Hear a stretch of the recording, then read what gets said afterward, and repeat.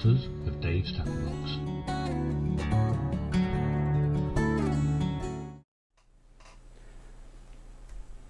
Wasn't sure if that was working then. Hello, good evening, welcome to Dave's Tackle Box. It's Sunday the 3rd of March, it's 9 o'clock 2013. On tonight's show, we've got a lot to cram in. I've got basically something we haven't done for a long while. There's a lot of vaping hardware to get through in this show. But before that, we're going to have a look at some headlines around some legal and interesting matters, e-cigs in the press, that kind of thing. But before that even, we'll have the titles.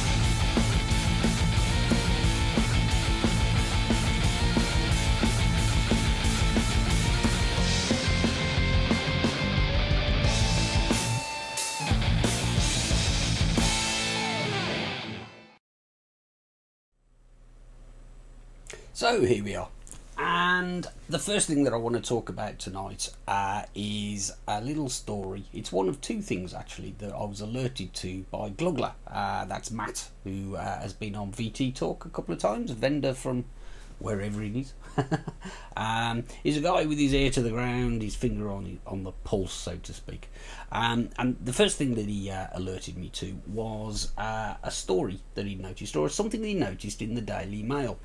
Let me get it on screen for you, and then you'll see what I mean.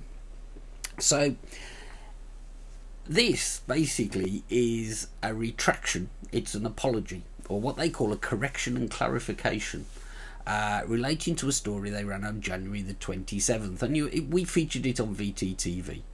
Absolutely disgraceful piece of reporting which claimed that the Daily Mail had experts who had said that e-cigarettes could be harmful.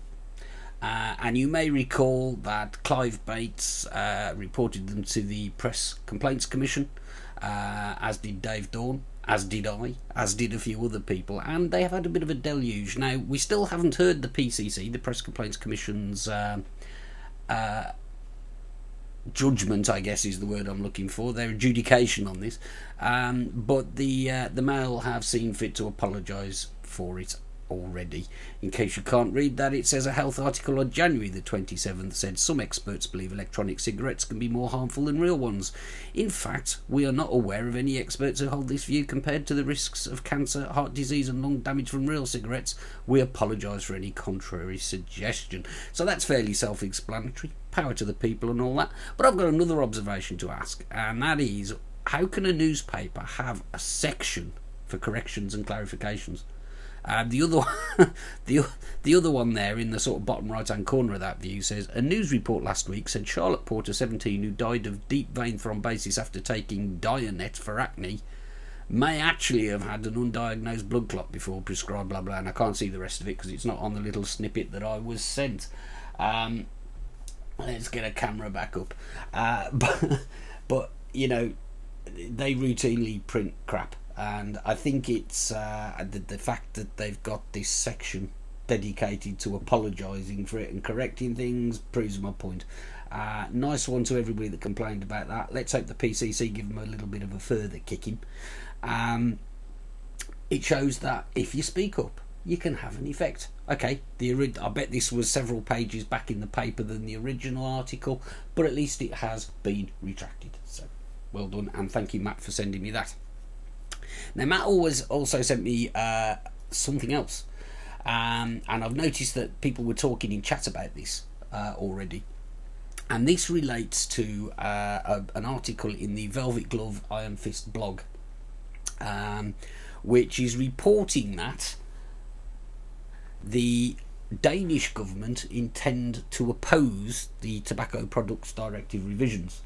There are some quotes here from a Danish politician, Marit Reisiger, and she apparently announced it on Facebook, which seems like a strange way for a politician to announce a government decision. But it was on Friday. There was a closed session in the Danish Parliament, or the Danish government, and the message, as it is quoted here on Velvet Glove Iron Fist, is our committee has today sent back to the Commission a tobacco directive which would, amongst other things, prohibit snus, cigarette flavours, thin cigarettes. I know this isn't what they said. I've got that wrong. Basically, they've kicked back against it on the point that they're basing that on is that it's a right. It's a right to choice that the Danish people should have.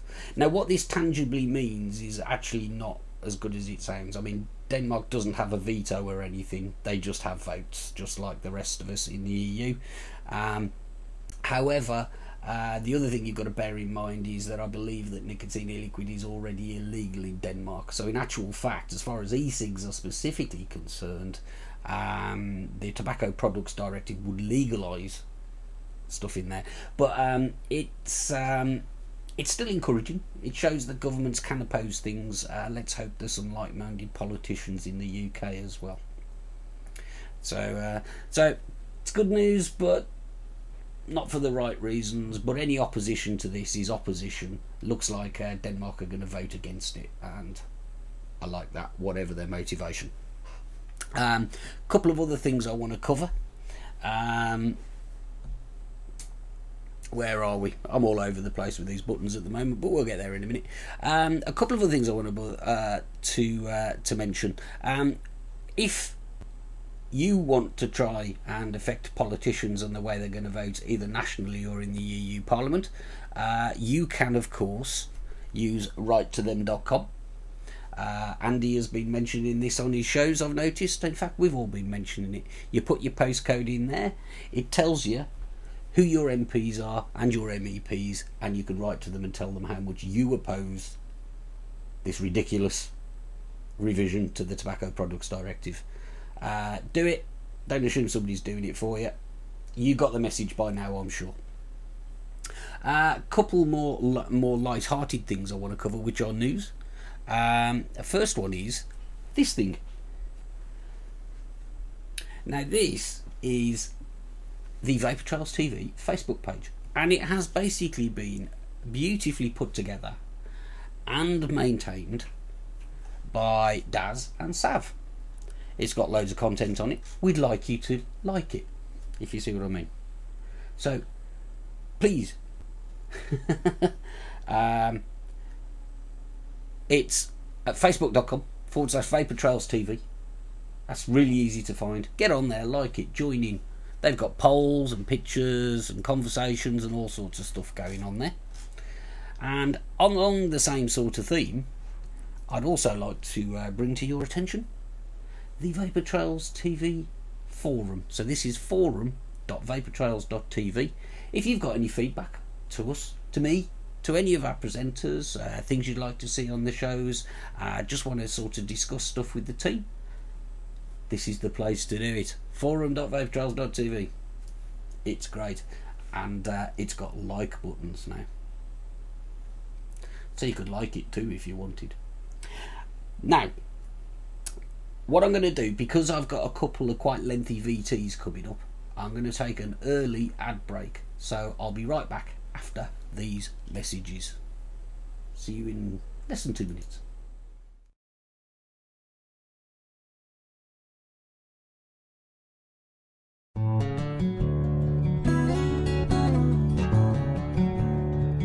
Cloud9 Vaping, sponsors of Dave's Tackle Box.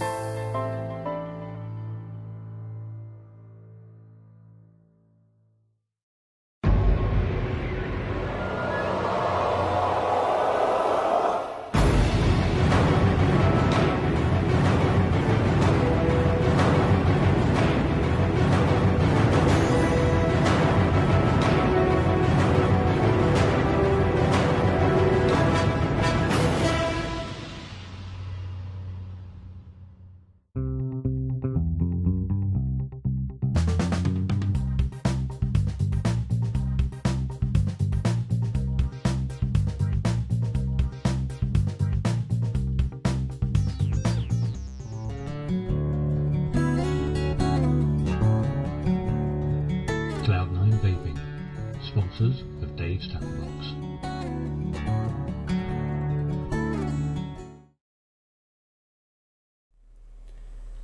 And welcome back. So, right, let's have a little close-up on something. This thing here, on top of this eVic, so from there forwards, is a new atomiser. It arrived yesterday. It's called the UKVA, and it's called that. Well, I'll explain that in this VT that's coming up. So, watch this VT. Now, this isn't a detailed review of the UKVA atomiser at all. That will inevitably follow in a future Dave's Tackle Box episode. This is an initial look at first impressions and probably have a laugh at Dave as he tries to set up his first wick and coil. Very quickly, for those that don't know, the UKV atomiser is made by a guy who goes by the name of Jim532 on ukvapors.org. So the name of the atomiser comes from UKV, and I think the A stands for atomiser. So it's the UKV atomiser. And the reason it's called the UKV atomiser is this has basically, the specification of this atomiser kind of evolved in discussions with a number of UKV members. So Jim came up with a sort of prototype, and then people suggested, why don't you add another hole, why don't you do this, why don't you do that, and he adopted it all. And so what you've got is pretty much a design that does its best to incorporate all of the suggestions, all the sensible ones anyway, that we, the vaping community, put into it. Love the concept. It cost me 62 quid, I think it was, including delivery. And this is the atomiser itself. It comes with a custom-made drip tip, which just fits in the top there. If we just look at the atomiser, the way it arrives, you can see that it has potentially a lot of holes around the top. You can use single wicks, double wicks, triple wicks. I think if I'm counting right, you could probably put 2 U-wicks in there, but I haven't really played with it that much yet. I've not set this up at all so far. I've held it in my hand. I've took it apart to understand how it fits together, and like I say, I'll cover all of that stuff probably in a future review. But for this particular video, we're just going to try and construct a single wick and a coil, get this thing working just to see what we think of it. Brilliant, isn't it? Should point out that it comes with a whole bag of goodies, which we will cover in more detail at some point.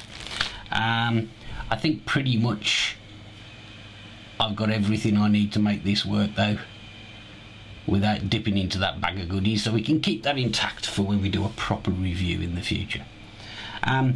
So whenever I'm constructing a Genesis atomiser these days, I go straight to my Cyan Mods Atty stand, which is basically just a fairly weighty piece of steel with a 5/10 thread in the top.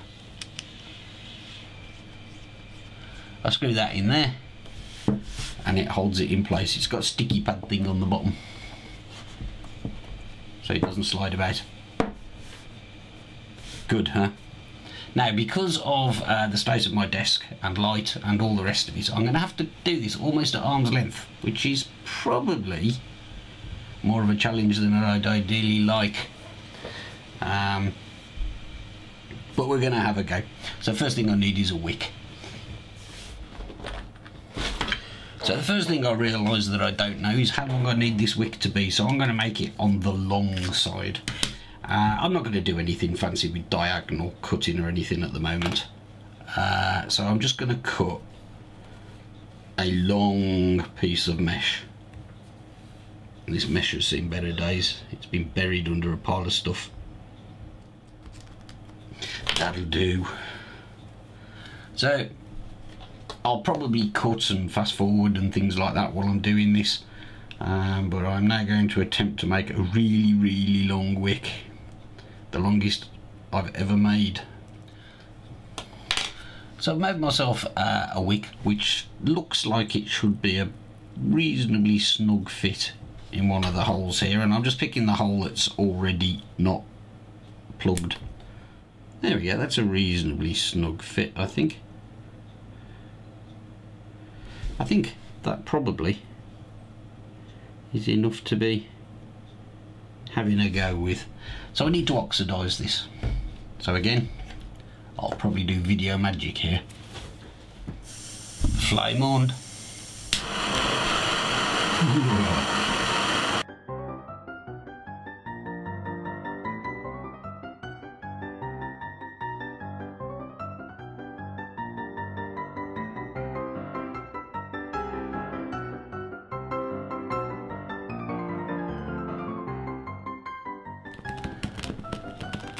So as you can see, I've just about finished constructing and carbonising a new wick, which is extremely long, and it's sparkling away nicely there. We'll let that fizzle out. There we go. And I think we'll let that cool down before we handle it too much more. In case you're wondering, I put the wick under the blowtorch and quench it a few times until it's all nice and black and looks like it's got a fairly thick coat on it, and then I just dunk it in my juice and set fire to it. So works for my other Genesis atomizers. Can't see why it'd be much different here. Now hopefully this will now fit down this hole, which is the one that arrived unplugged, and it does, and it's not tight, it's not scraping off the coating we've just put on it, and it's about as thick as I can probably get it. Now as I say, there's a big bag of bits that come with it, so you can have different configurations on the centre post and how you tie off your wire. I'm just using it the way it arrived basically. We'll look in more detail in the future. I'm just going to take off a bit of the excess of this wick. In fact, no, I'll leave it there for a minute. And grab some camphor. Ooh, lots of camphor.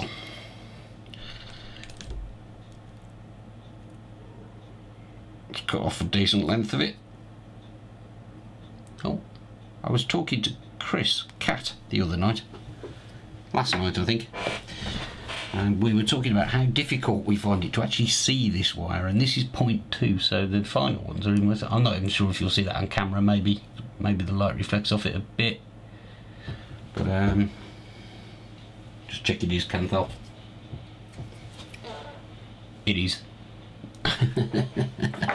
I haven't really experimented much with wire and different wires and stuff like that. I know Mark was saying the other day he's trying the Canthal ribbon. But I've never really sort of experimented with wire. Just checking, I've got to be very careful that this doesn't touch the centre post and cause a permanent short. I only want current going through the wire itself. It's 15mm wide, I believe. And as you can see, the area where you do your wiring is smaller than that by a good few mil. So I reckon you've probably only got about 11 or 12 mil where those 6 holes are located. So this is going to be a fiddly one, I think. But then again, it's all relative. Tell me about a Genesis atomizer that isn't fiddly. So I'm going to slap a coil on this now. There potentially could be more camera magic and trickery here.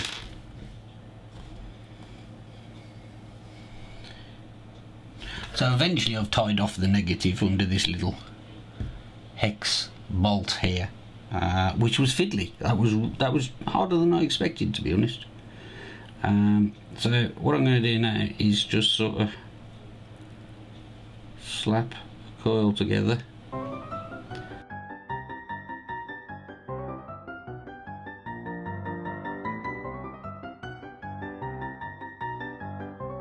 That's not a very good coil at all, but it looks like it'll function. It'll do for the purposes of this.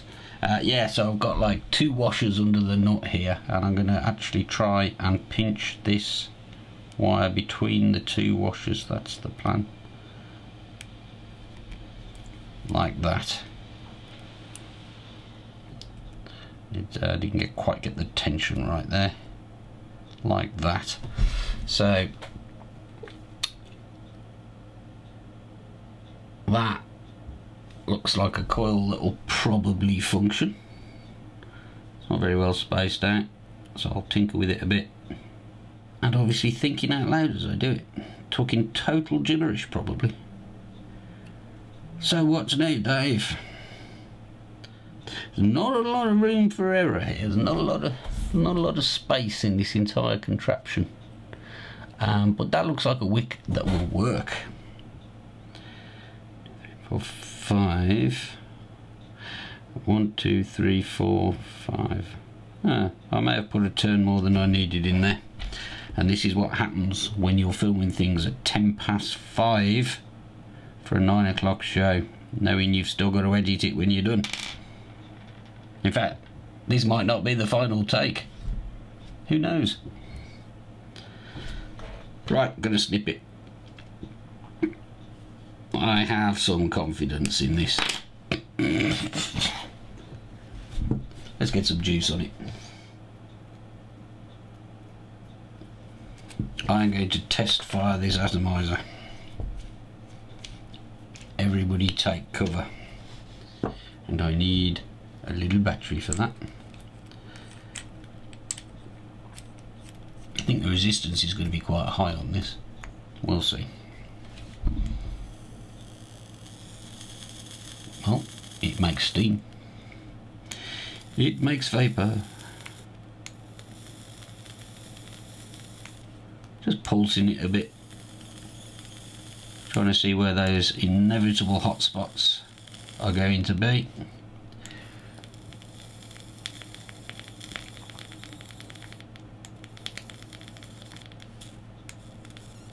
There's the first one, and it's in the usual place at the top. I think that's probably going to be okay, actually. Only one way I'm going to find out, isn't there? When I come to do the proper review, I'll check all this stuff out properly. Oh, if you can hear noise in the background, it's because my other video for tonight has just finished rendering. I'll just click stop. So I need to fill it. Now my other Genesis atomizers, namely the Fagatti and the Orion, the ones that I use anyway, have tanks, so I can see when they're full of juice. But this one is steel, so I won't necessarily. And I can't be bothered to stop filming now to go and find out what the capacity of them is, so I can measure in how much juice I put in. So this could get messy, because I'm just going to put it in there until I think it's full, or it comes out the top, whichever's first. Quite a bit of juice went in there. Maybe I'll put a bit more in just in case.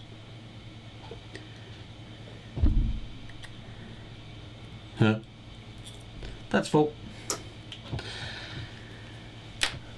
So we have juice, and we have juice on the desk, and we have juice all down the side of the atomizer now.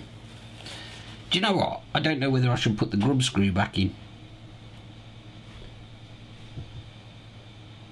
because the filler holes, yeah, because it's got a little breather hole in that other grub screw, so I'm going to put it back in, I think, because otherwise I think it's just going to, whatever, when it falls over, it'll just spew juice everywhere. So I'm going to drop that grub screw back in. This is exciting, this, isn't it?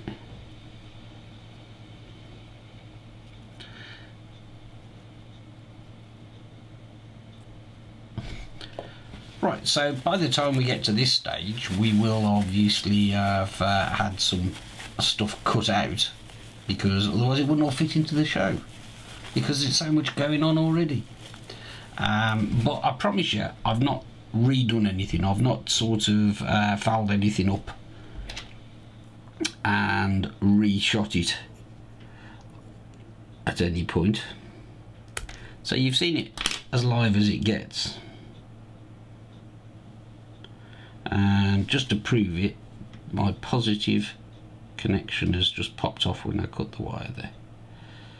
Okay, well that's done. Now of course all the positioning of the wires and everything that we had and the laying out of the coil that we did before is now rendered worthless because I've just moved everything.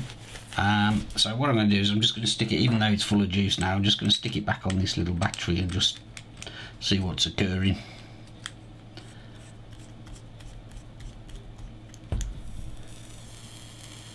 That looks like a functioning Genesis atomiser to me. And at this low voltage, no hot spots currently. It's wicking well, it's practically gushing out that top. So, oh, it's spraying juice everywhere, hot juice into the palm of my hand.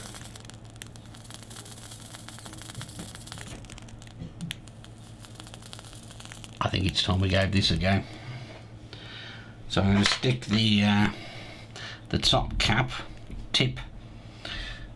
When the top cap isn't screw threaded, it's on O-rings, and I like this because it means that I can line up that air hole directly with the wick.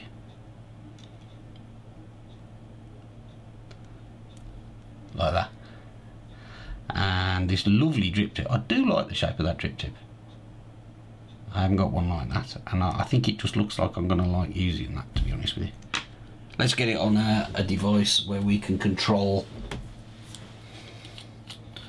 Move over, Fogarty. Let's put it on a device where we can control the power and see what happens. So this will be by default be set to 8.5 watts, and yes it is. See what happens.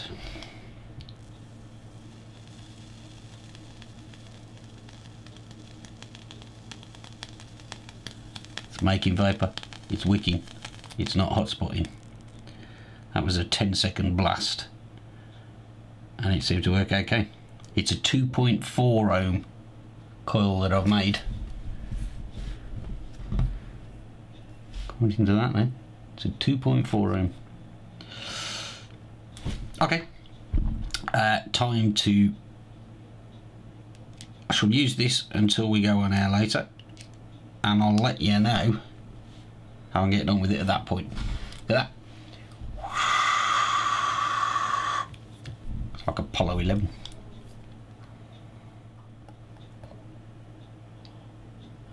Back to the studio.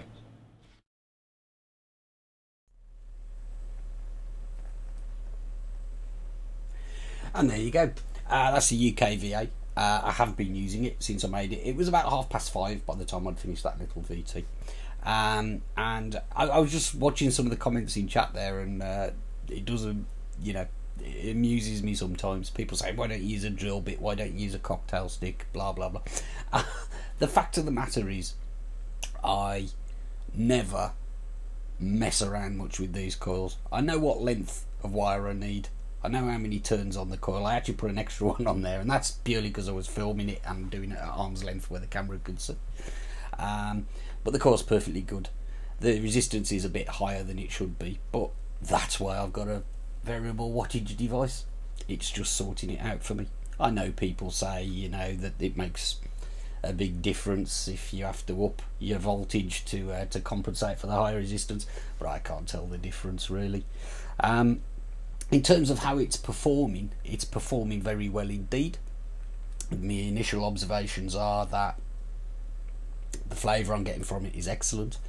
The vapour I'm getting from it is pretty good. But that was, like I say, that was just basically a test drive.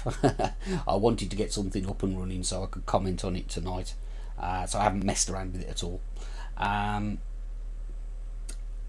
The other observation I got is it's a very tight draw. It's a very small hole. I think it's a 1mm hole in the side there, and it's actually quite a small chamber. But as I've said in the past on things like that, that doesn't bother me unduly. it works just fine.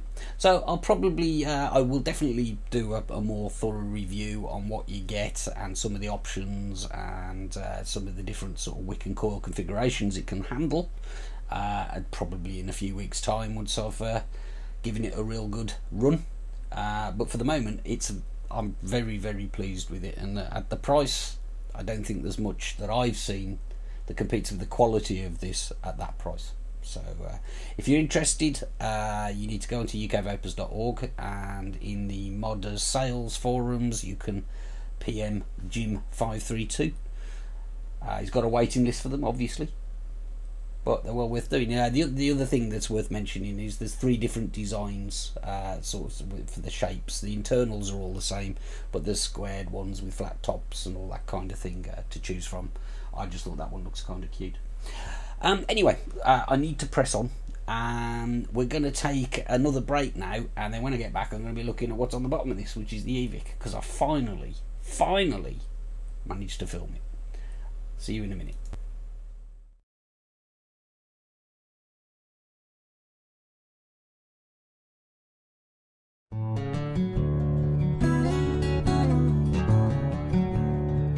Cloud9 Vaping, sponsors of Dave's Tackle Box.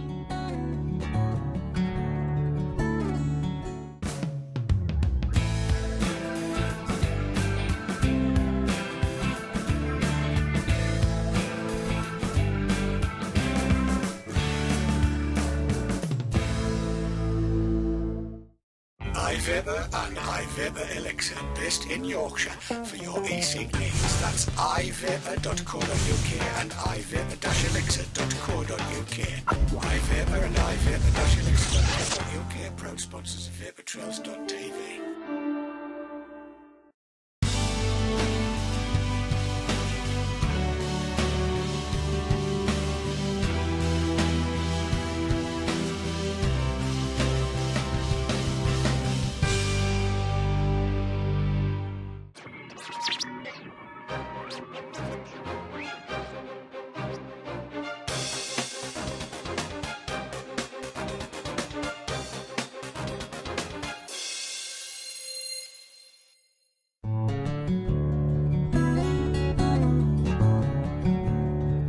Cloud9 Vaping, sponsors of Dave's Tackle Box.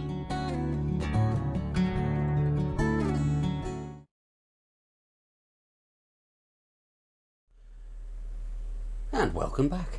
Right, so the last little piece that I'm going to do tonight is about the eVic. For loads of reasons, it's taken me a long time to actually sit down with the camera and grab the screenshots and all the rest of it. But this is where I've got to with it. It's probably not quite the finished article in terms of calling it a review, but this is the eVic Roll VT. Hi, I'm Dave, and this is the Ovale eVic. So the eVic is a fairly new, variable voltage, variable wattage, programmable, software-controlled electronic cigarette from Joytech. This particular one is branded for Ovale. It was sent to me by Ovale Island, and what we're going to do is we're going to look, see what you get in the box, take a look at the device, and we're going to spend some time looking at the software that controls the device too. Let's get on with it and get it under the close-up camera. So your eVic will arrive in a box that looks very like an Apple iPhone box to me, with a picture of the eVic on the front. This particular one is branded with the Ovale logo. Inside the box, obviously, you get your eVic.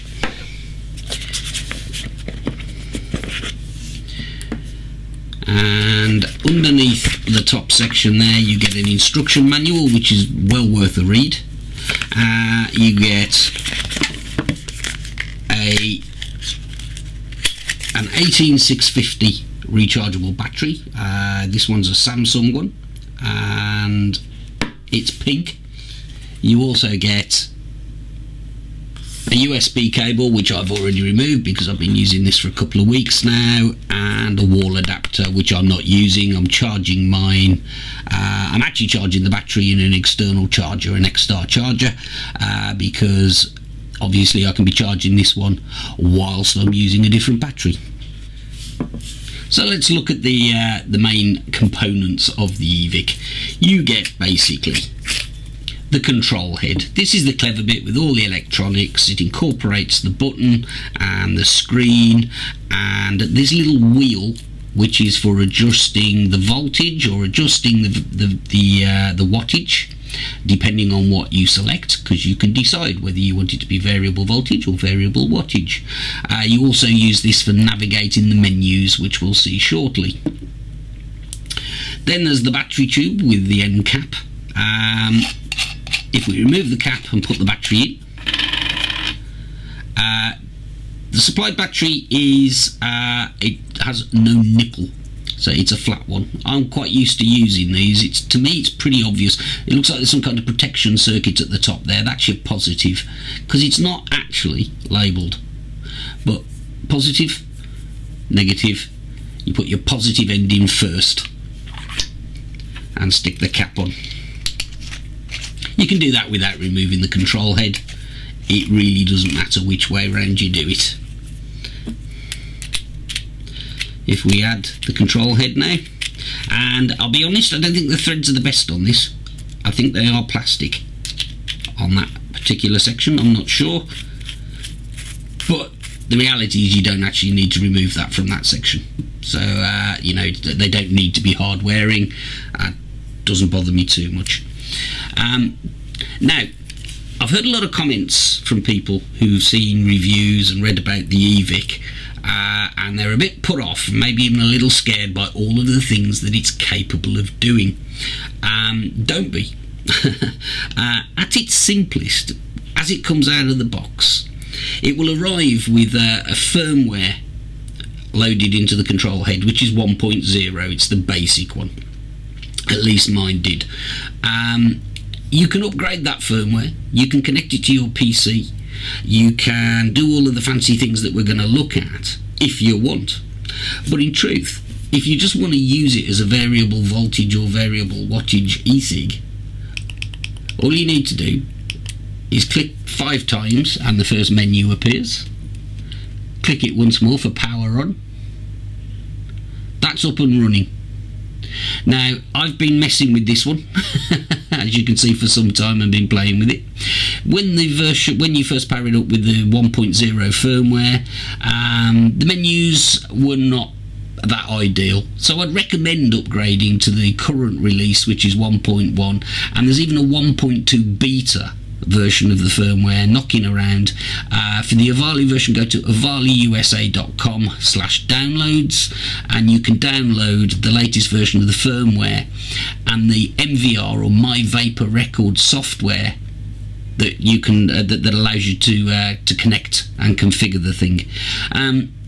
But as I say, if you're not interested in all of that, and you take it out of the box and switch it on like that, you can simply connect an atomiser to the top. Your tank, your atomiser, your Genesis, your Clearo, whatever you want to use, and set the voltage by turning this wheel.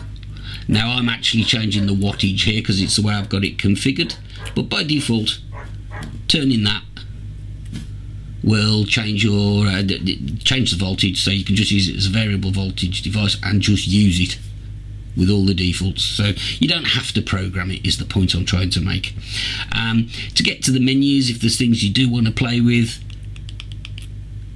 you click the button 5 times, the menus come up and you can navigate them using the voltage or wattage adjuster, pressing the button to select. Now I'm doing this upside down, but if I wanted to look at, for example, the device information, I select device and I press the button, and that takes me into a sub menu, and I can look at the version, for example, and you can see this is currently version 1.2 firmware. It'll arrive, or at least mine did, with 1.0. So that just works then like a variable voltage e-cig. If you want to start doing cleverer stuff, then you've got to start looking at the software, and I suggest that that's what we do next.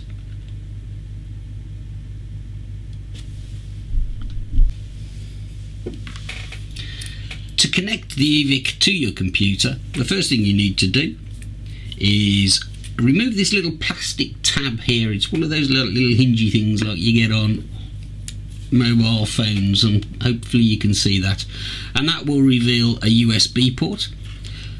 Put the smaller end of the supplied cable into the slot if you can.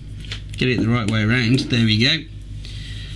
And then connect this end to the USB port on your computer. Once connected, the eVic screen will display the message charging, because you can charge the battery this way, and it says uploading. That's not technically true. But it doesn't work as a pass-through. You can't use the eVic while it's connected to the cable, not that it would be that practical to do anyway, but it's charging the battery and it's connected to the PC, so the MVR software that we're going to look at should now be able to see that.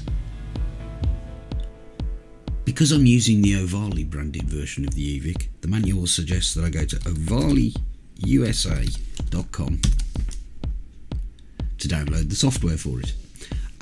If you scroll down to the bottom of the home page, there's a link called Downloads, and in there you've got a few choices.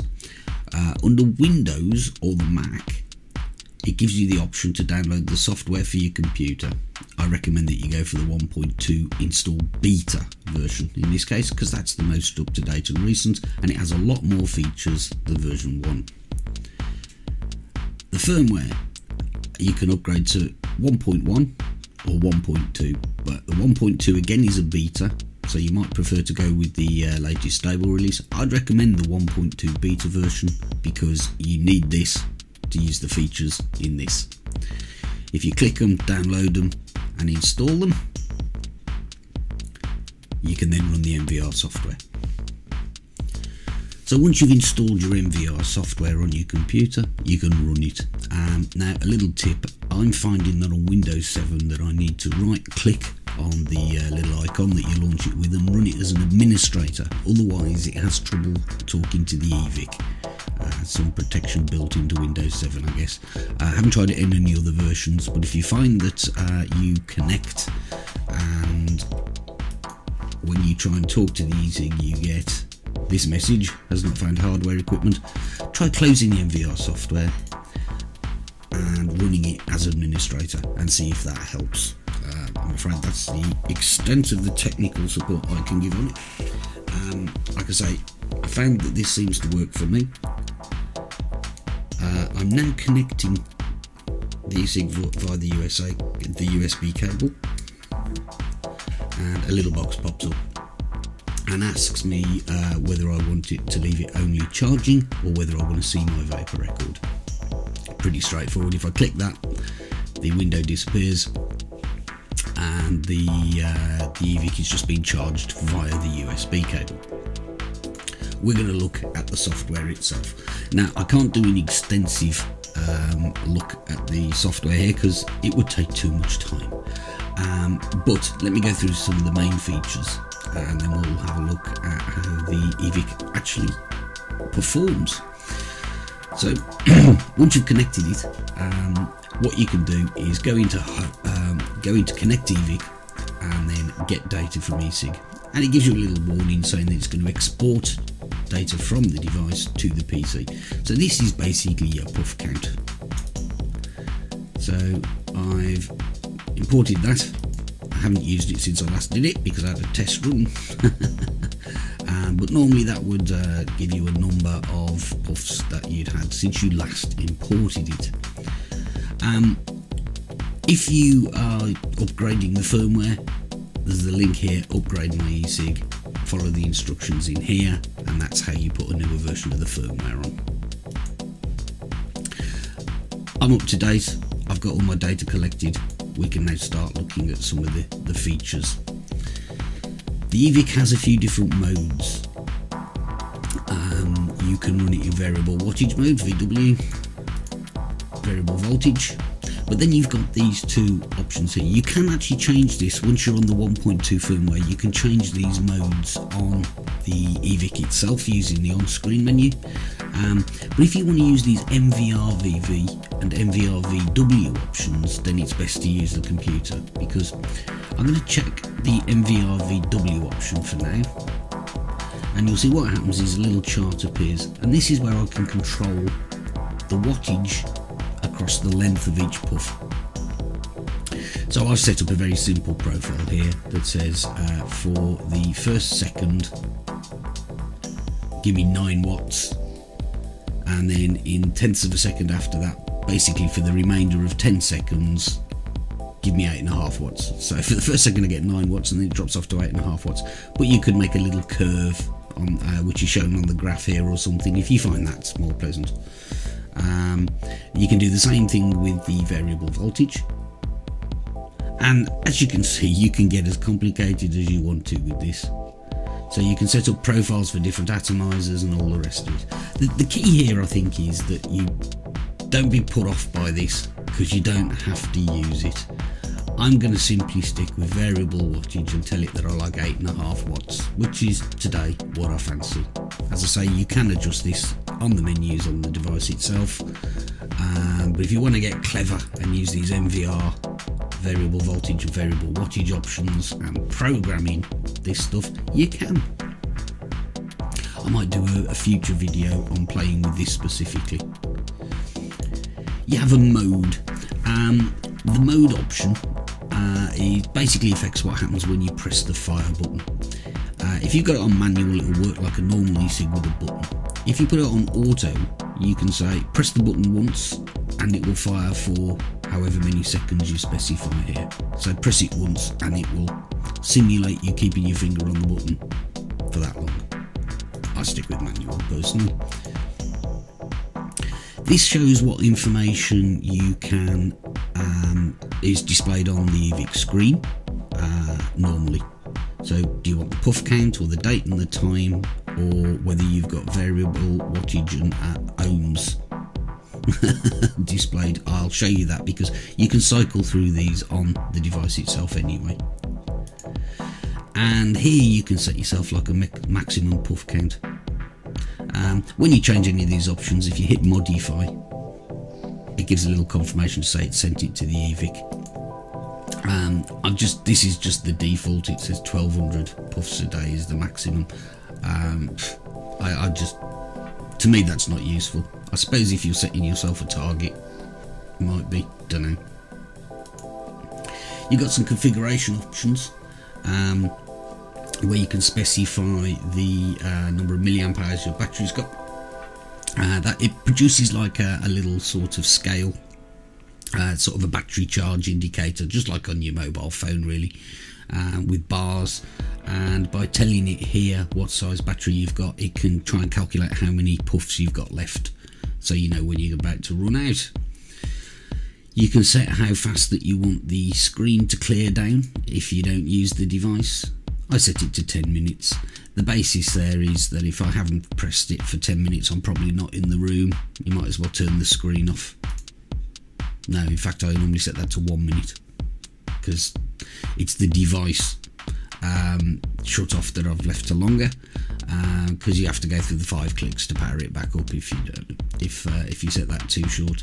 So I basically say if I haven't used it for a minute, turn the screen off. If I haven't used it for an hour, turn the device off. It's good if you leave the house and forget it. This temperature thing here, I had an issue with this with the 1.0 firmware when I first got it. If that's basically an alarm. If you can set a temperature in here, and if your e-cig goes over that temperature, like perhaps if you've got a faulty battery and something's going wrong or something, it displays an icon on the screen to warn you that it's getting too hot.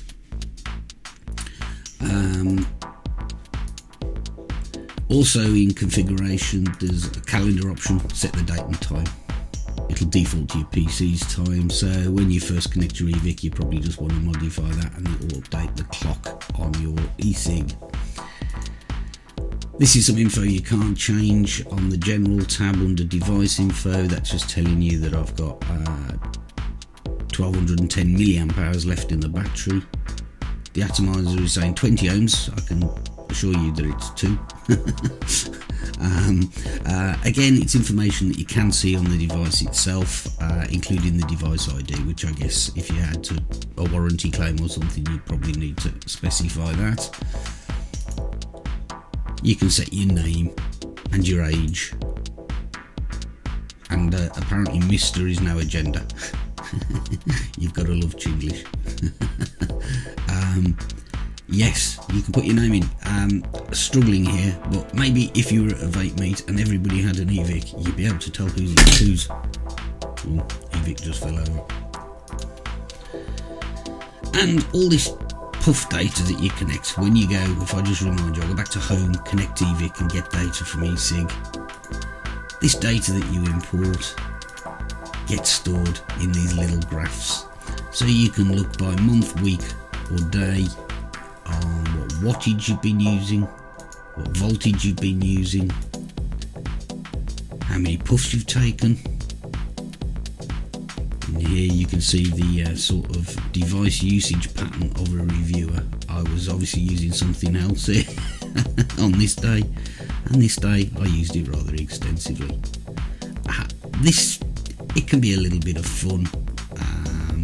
I'm not convinced myself that I need this information, and it also even show you what resistance atomizers I've been using.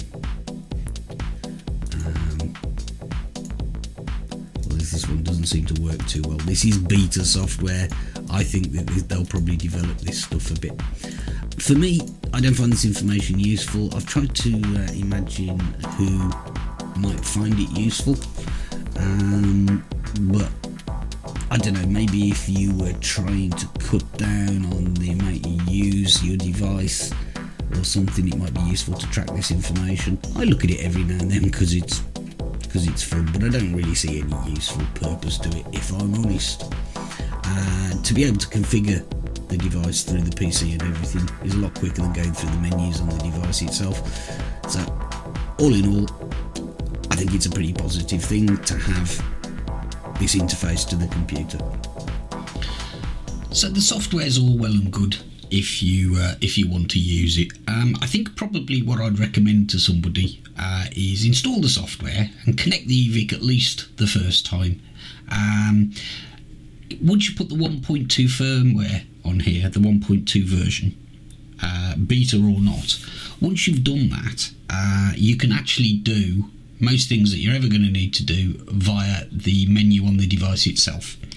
I'm not going to go through the menus. I think they're pretty intuitive, but you can change the display, for example, I've currently got it showing my atomizer resistance, which is 1.9 ohms, and I'm using it currently at 9 watts, it says there. And you can see that I'm in the MVR variable wattage mode. I can change the mode just by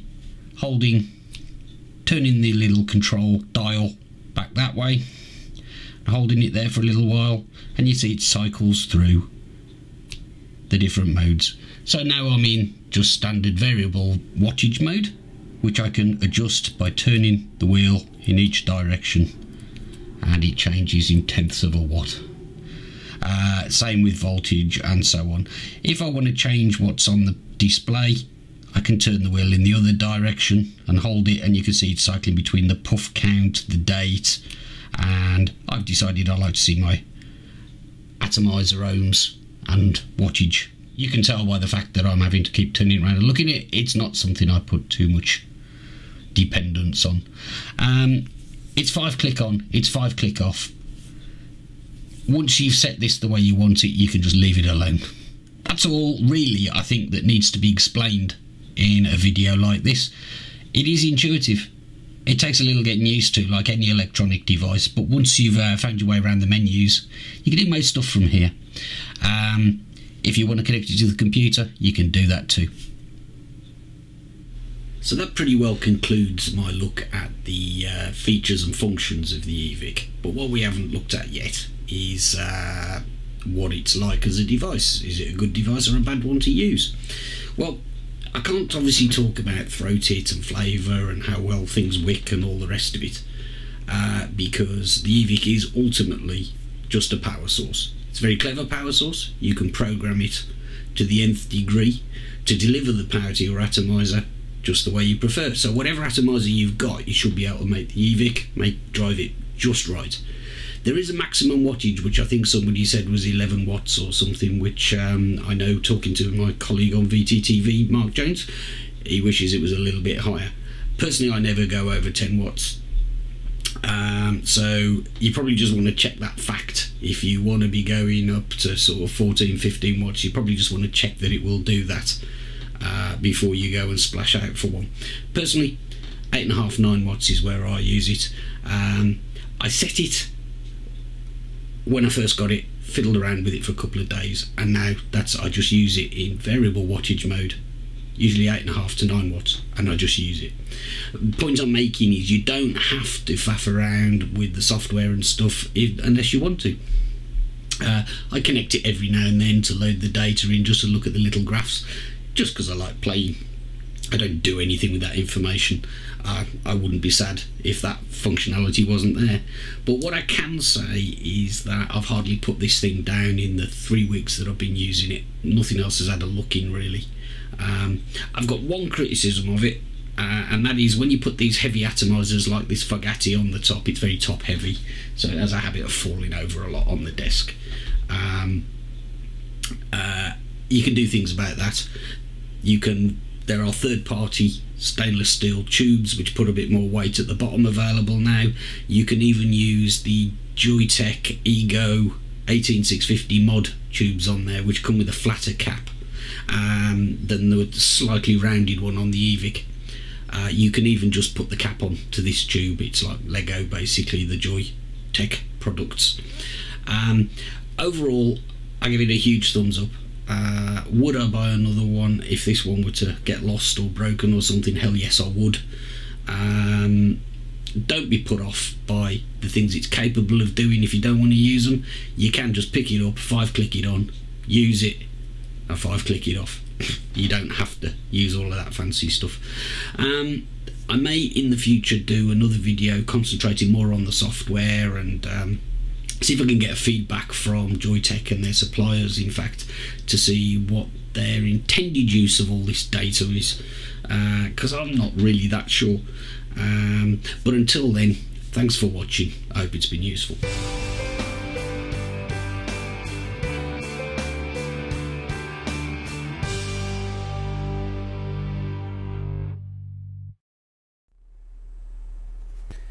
And there you go, that's my thoughts on the eVic. I like it. I like it a lot. I was watching a lot of the conversation in chat there as that was playing, and you know, and there was some predictable comments. Some people think it's far more than you need, but I would just emphasise that, like, you know, as I said in the video there, you can just take the thing out of the box, click it 5 times. It's actually 6, I think, because you click it 5 times to turn it on, and then you say power on. But whatever, use it and then turn it off again when you're finished. You know, you don't have to ever connect it to a computer.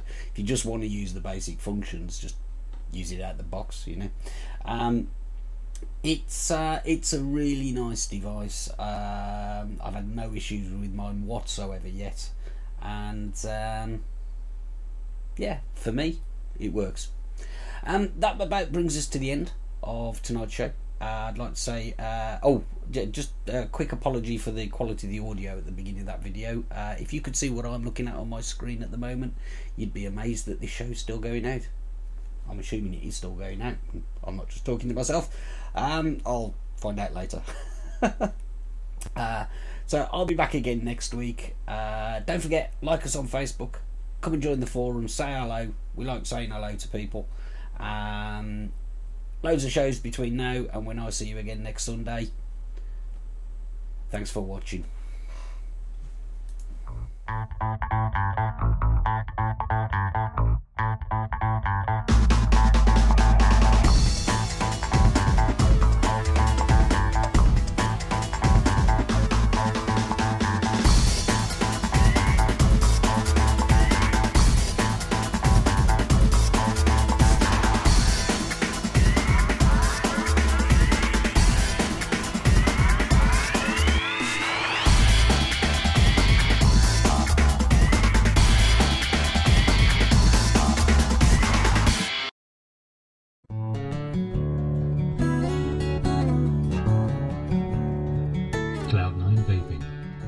sponsors of Dave's Town Box.